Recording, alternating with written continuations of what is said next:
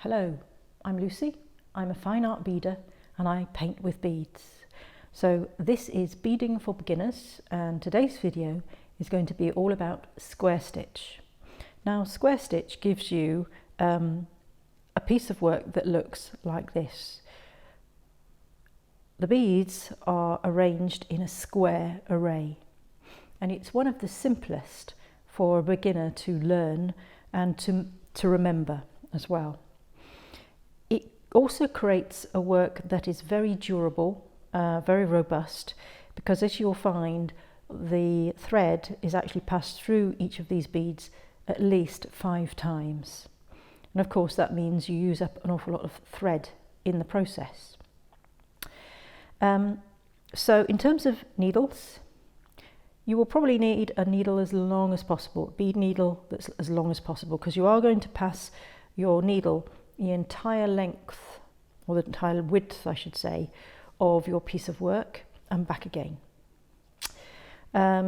Normal beading thread, beading mat, and then we need to talk about the beads.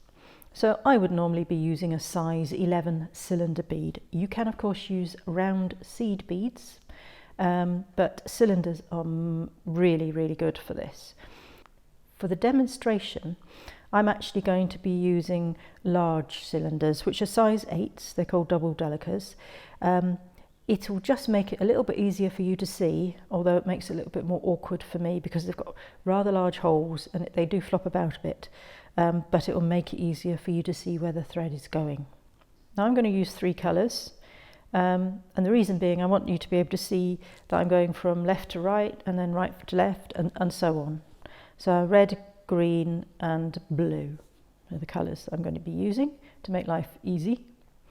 So when you've got this all together, we're just about ready to begin.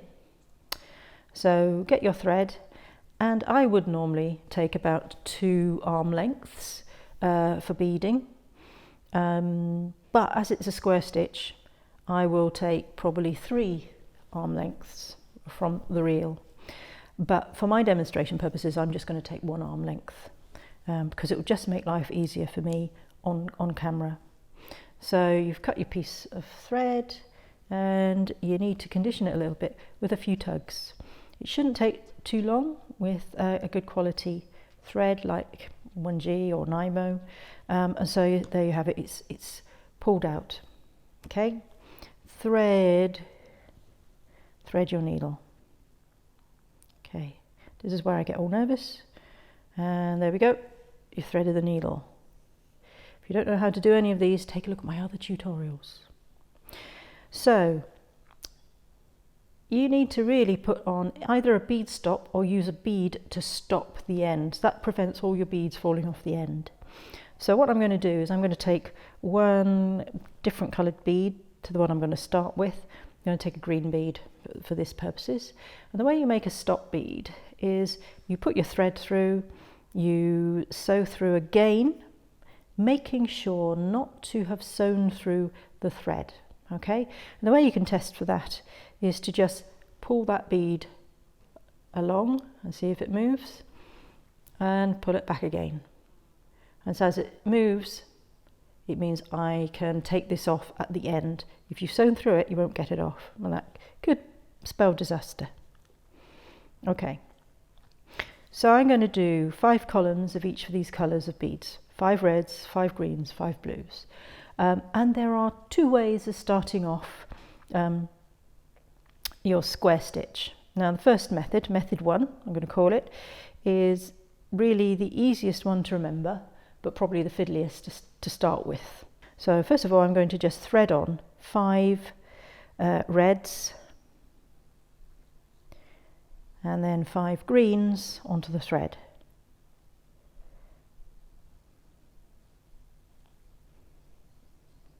And 5 blues.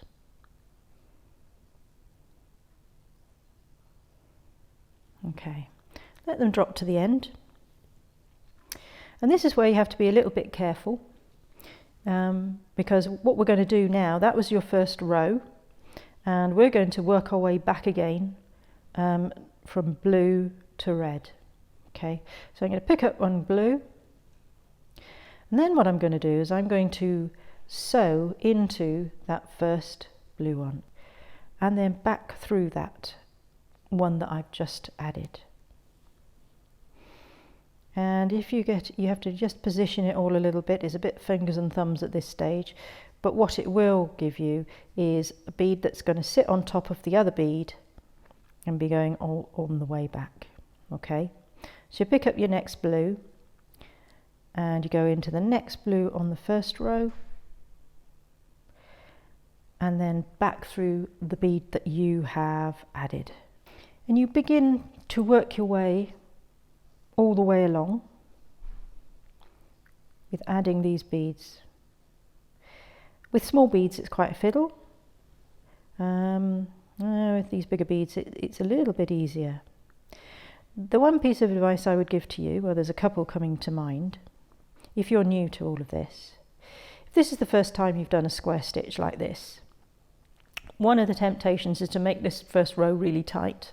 The problem is then that first row gets tighter and tighter, and you get a piece of work that isn't straight, like this one. This one is straight up and down. That's straight up and down. What happens is it will splay out, and that's perhaps not what you're looking for. So that's one tip. The other tip I would give you is look out for trip hazards before you even begin, because when it catches onto the edge of your beading tray, onto a button, your beadwork goes everywhere. So you want to avoid that. So before you start, get rid of any zips, buttons, things that are going to get in the way of a good beading process. So you go all the way along to the end, like that. So I've got all the way through to the end with my blue, green and red on the second row, and it's about now that I'm in a position where I can actually take off that end bead, that bead stop. I'm going to take off that green one I added earlier, and what we now need to do is to thread all the way back through that first row and then back through the second row, and that just tightens it up a little bit. Don't overdo it at this stage. Don't overdo it. Okay, so I'm just going to thread all the way back through those, and be very careful because it's very easy to miss a bead at this stage particularly.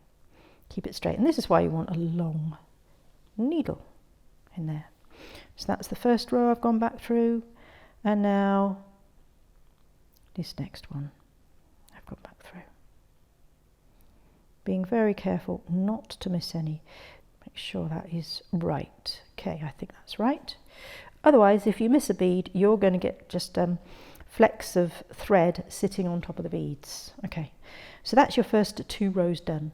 And you continue very much in the same way with this method.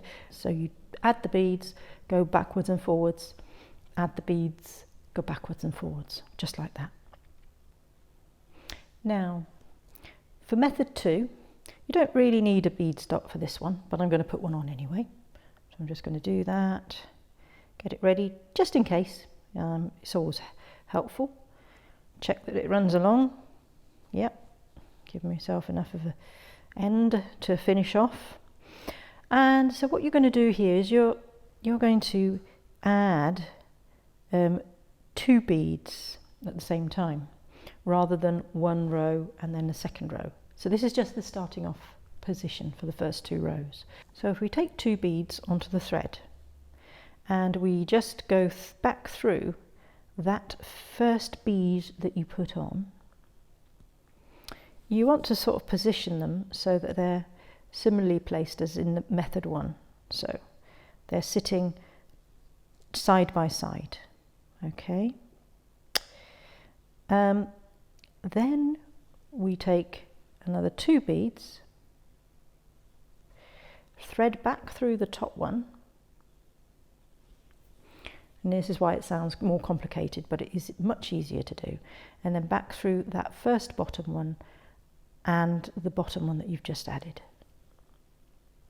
So there you've got the first 4 on there, and you continue.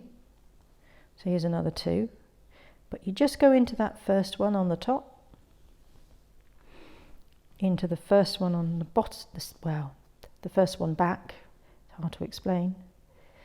And so you continue. Make sure you're on the right side of the thread to keep it all arranged in the same way.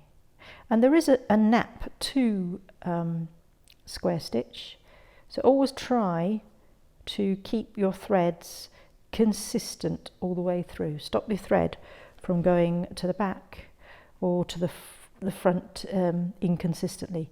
Always have it coming from the front. I tend to anyway. Okay, have that thread there. Okay, so what happens when you get all the way to the end? Well, I'm going to just take off my end stop, my bead stop, and you'll notice in the last two beads that you've added, as it has been all the way along, those two beads are at an angle. And a way to close that open angle up is you take your thread, you sew back through that top bead, down around the bottom bead, and the thread just pulls it together. So you've added your 2 rows just like that. So of course what you need to do is to thread your needle all the way back to get to the next row that you're going to add, and of course you're going to add the next rows using method 1 from here on in. It looks identical, it is virtually identical. You can choose which one you find is best for you. And one final point about square stitch is that the edges of the piece of work are very thready. There's lots of thread there that you can see.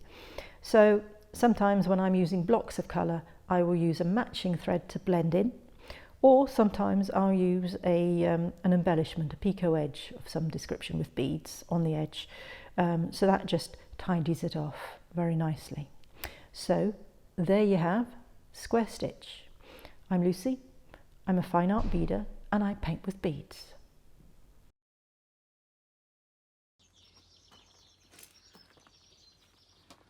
Wave to the camera, Lucy. Wave.